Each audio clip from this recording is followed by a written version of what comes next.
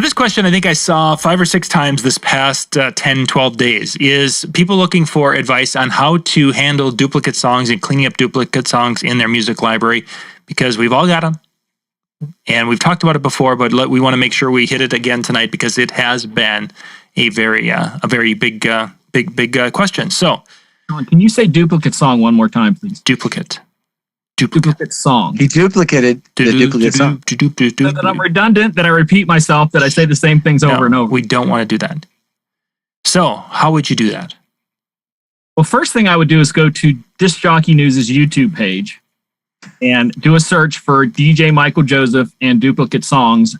And there's probably about 20 videos, both in short form and long form, Dan, because Dan, for some reason, said that I don't do short form. And the other topic that we talked about, I had 5 videos about that topic in 3 minutes or less videos. So that's the first thing, because I honestly think it's going to be a little bit different for everybody. I don't think there's one set way to do it, because you might like to look at what songs are duplicates and you might want to keep some of them, or somebody else would be like, I just want them out of there, or you might want to keep some. So how elaborate is of a process is it, MJ? Is it something that a person can do in an hour, in a day, in a multi-session? I think the best way to do it, and this is going to be, everyone's going to disagree with this, but as you're searching for a song, if 5 versions of it come up, somehow mark them to be later deleted. So if you, like for me, with virtual, I search Girls Just Want to Have Fun. And I have 8 versions of them, and I've only played 3 versions of it. The rest of them have 0 plays in the past 10 years. There's a good chance I don't need the other ones. Right. So I'll mark them somehow to maybe go look at later, and then, So I think it's going to be a little different for everybody. But you're really recommending that, the best, most foolproof way is the old listen to it. Nope, don't like that version, and dump it. I mainly meant as in while you're searching for songs, while you're DJing, because if you try to just jump in and find duplicates, you might push yourself over the limit once you find out how many duplicates you have. Because I get overwhelmed that way. Yeah, so I just do it as I search for something. So if I do a search for something and 5 versions come up, because virtual, you can colorize them, I'll colorize them yellow and then go back and later on pick which ones I want. Yeah, makes sense. I think one of the things that is often misunderstood, and this I think really is what gets at the question that we end up getting with this. It's not that somebody's looking for the way to do it, and MJ, you obviously provided a way to do it. I think what a lot of people are looking for is a program that they can put their hard drive in, and it will spit out all of the duplicates for them, and it does it in one step. And there are programs out there that can help with that.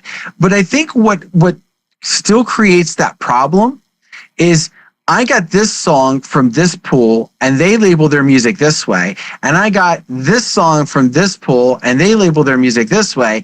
And I got another one that I bought from Amazon because the either pool didn't have it when I first needed it.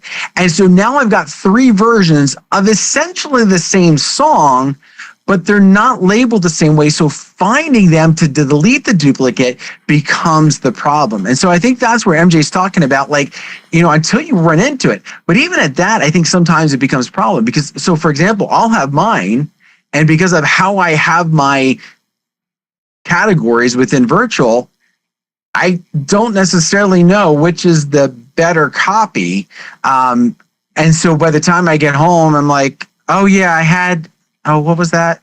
And I just don't search. And so I marked them yellow because I'll never remember which one it was that I was thinking about. Like, what song did I have 12 versions of? Mm-hmm.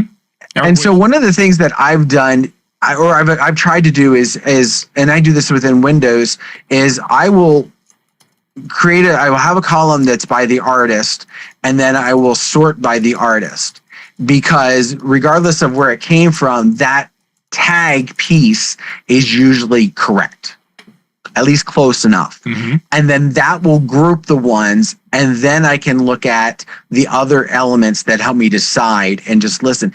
And I know I've got duplicates because I've got something that came out in December of this one and January over here. And because of how I have my stuff organized, it ends up being in 2 different spots. And that's just one of those things where if you are that worried about it, search MJ's videos, because there's going to be ways to get into it, but it's not something that we're going to cover here in 7 minutes before Howie's show. Like Dan talked about the programs that do stuff like that. There are quite a few that do very well, but there is a very good chance that if you let them do it all on its own, it will delete something that you don't want deleted. That's why I suggest doing the other way. People have asked me that so many times. There is no snap your finger, everything's great sort of thing. It's just not like that. Without you, but I think that's what everybody wants, and putting your eyes on the things and your ears, whichever way you want to do that. It's just, and half the time I end up going through them and going, well, they're all a little different, so I'm going to keep them all anyways.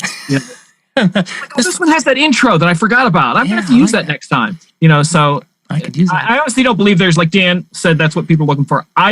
If somebody has that snap version, tell me, I'll pay you for it. Yeah.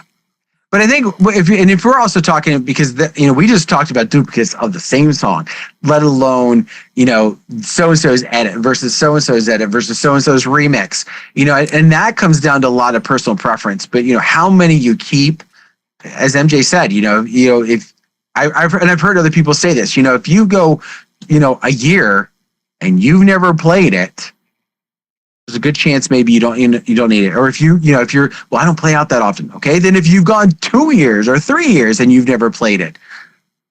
Okay. Is it really something you need to have, at least in your main drive?